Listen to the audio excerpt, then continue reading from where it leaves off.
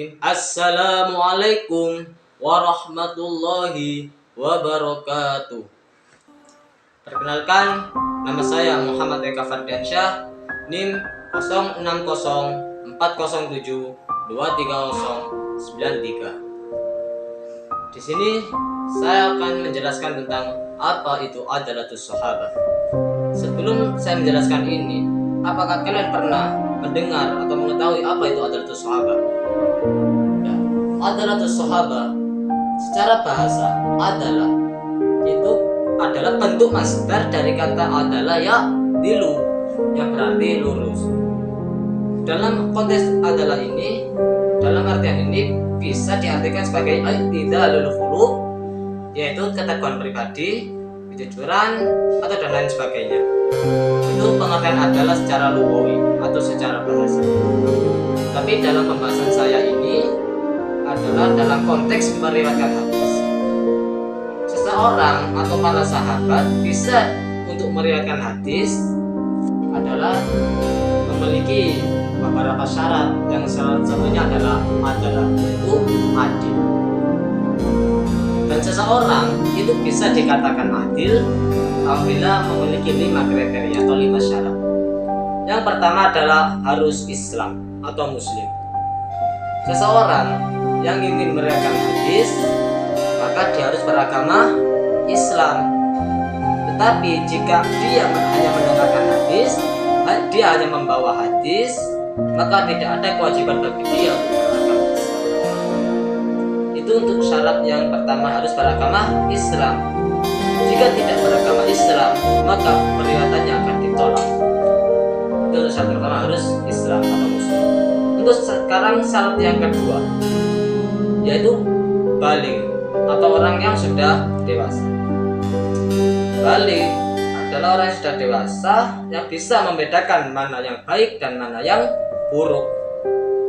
Seseorang yang ingin meriwayatkan hadis maka harus baligh, harus sudah berakal, sudah dewasa.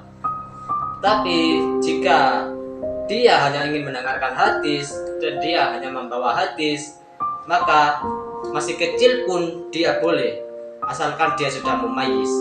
Atau seorang anak kecil yang berusia 7 tahun yang bisa membedakan baik dan mana yang buruk. Itu pengertian dari mumayyiz. Seperti dalam kitab Amma inda tahammuli fayajuzu bisabhi al-mumayyiz.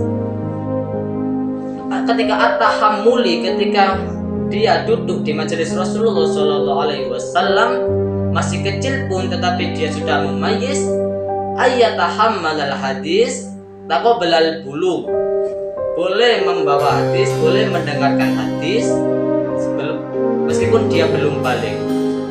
Tetapi kemudian summa yu'addi ma fahmiluhu, kemudian dia ingin menyampaikan apa yang dia bawa itu ba'dal bulugh, yaitu setelah baligh, baru boleh dia menyampaikan hadis, boleh menyampaikan apa yang dia bawa itu.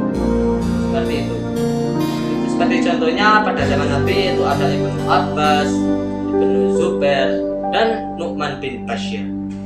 Itu untuk syarat yang kedua, harus baligh, harus sudah dewasa. Itu untuk syarat yang kedua adalah harus baligh. Sekarang untuk syarat yang ketiga, yaitu aqil, orang yang berakal.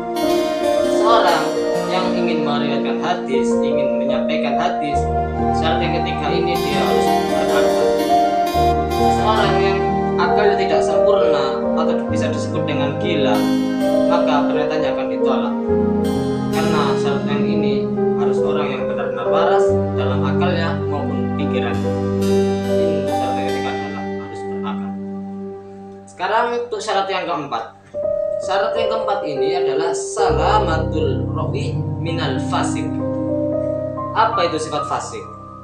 Fasik itu adalah sifat yang ingin melakukan dosa, yang dosa kecil maupun dosa besar secara terus-menerus.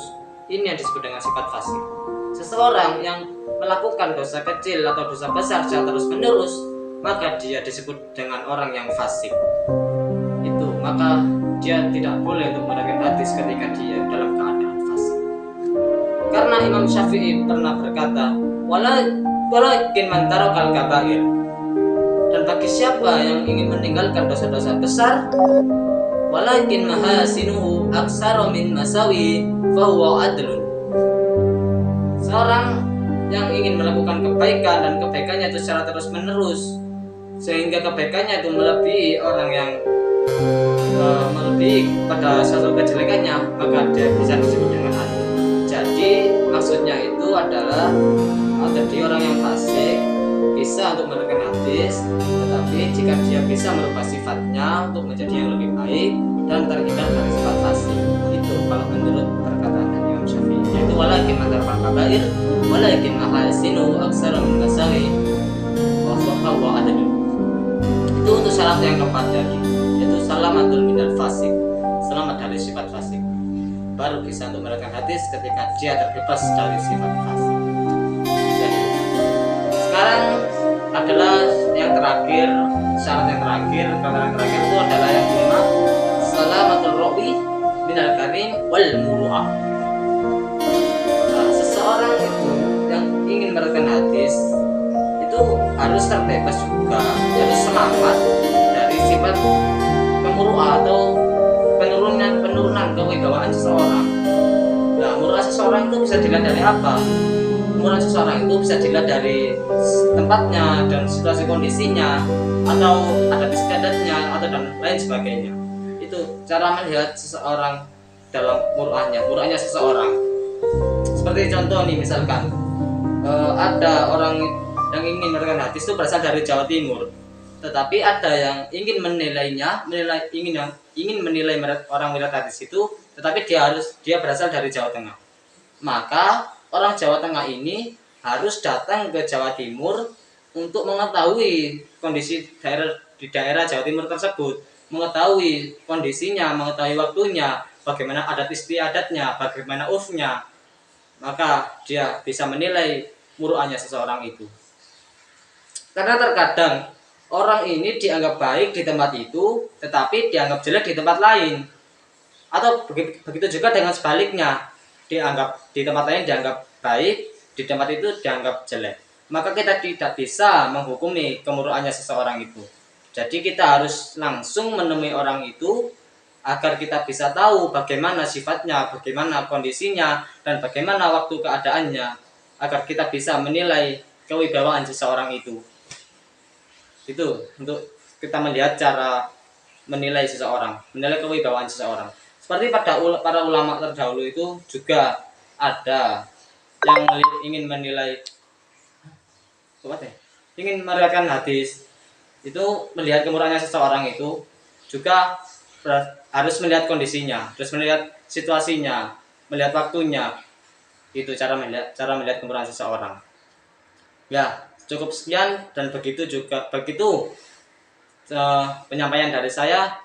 Kurang lebihnya mohon maaf, jika ada lebihnya datangnya dari Allah, jika ada kekurangannya maka datangnya dari saya. Wabillahi wal taufiq wal hidayah, sumal inayah. Assalamualaikum warahmatullahi wabarakatuh.